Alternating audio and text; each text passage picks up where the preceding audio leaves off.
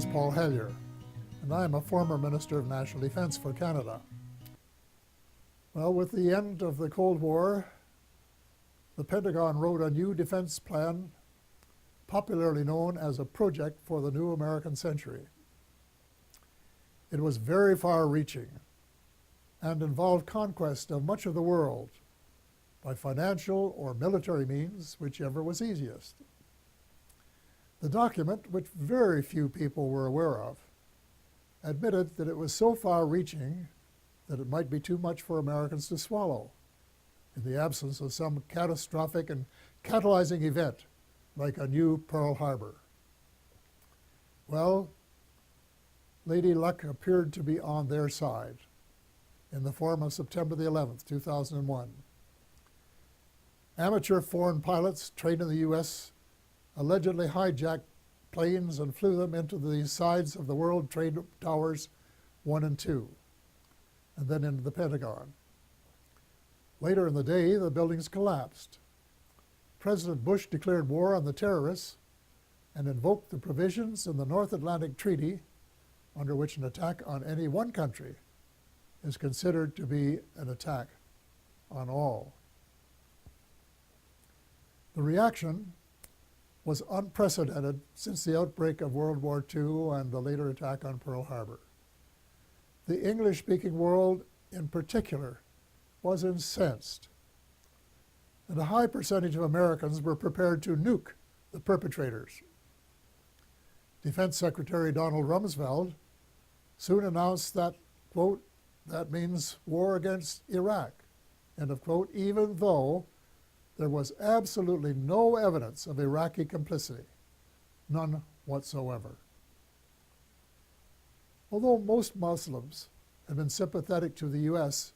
in the immediate aftermath of 9/11, as soon as the bombs started dropping on Baghdad, moderate Muslims by the thousand were so outraged and overcome by hate that they opted for a terrorist response. From that day on, it would be difficult to find a terrorist who did not have "Made in the USA" etched on his or her soul. Now, more than a decade later, the situation becomes even darker as the truth about 9/11 begins to emerge from the burial ground of a controlled press. We find that high officials in the George W. Bush administration knew of the attack weeks in advance and made no effort to prevent it. On the contrary, the evidence points to complicity when we find that not just 2, nor 3 buildings collapsed, nor 4, nor 5, nor 6, but 7. Some, if not all, had been rigged for controlled demolition. But that isn't all. A new weapon of mass destruction was used that reduced the concrete and steel to dust before it reached the ground. If you have any doubts about this, get a copy of Dr. Judy Wood's book entitled, "Where Did the Towers Go?"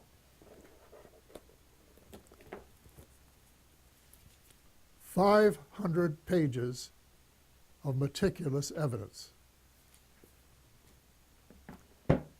The unfolding story reveals the greatest mass deception in history, with the most universally negative consequences. Far more important than the long lineups for security checks at airports.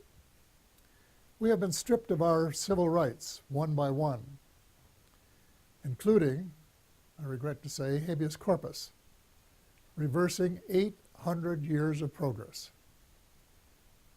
Country was set against country, religion against religion. Words like peace and negotiated settlement, which had been possibilities before 9/11, were lost in the jungle of lies. The cabal, also known as the military-industrial complex, was not interested in a just settlement. It wanted perpetual war, and that was what its heinous deception achieved. It also robbed the once great United States of America of its last vestige of moral leadership. Worse, by invoking NATO, it transformed a defense alliance into a US-led task force. And by recruiting former countries from the Soviet Union, an obvious provocation to Russia, it has managed to create rumblings of a new Cold War. The danger lies in the fact that the New World Order is not limited to old boundaries and concepts of empire, and we seem hell-bent toward a third world war, horrible beyond human imagination. It must not be allowed to happen.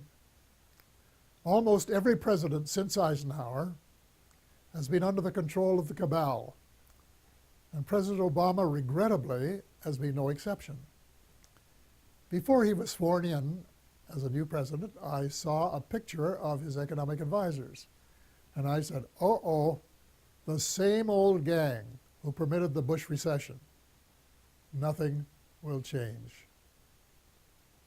Then when the president persuaded innocent allies to join in a second unwinnable war in Iraq, and a senior US military commander confirmed that it would take several years to win, it was obvious that President Obama was playing the military-industrial alliance game, and that it would be the only winner. The next time, it is not just supremacy that is at stake, although there are some who think so. It is the survival of the human species that is at stake.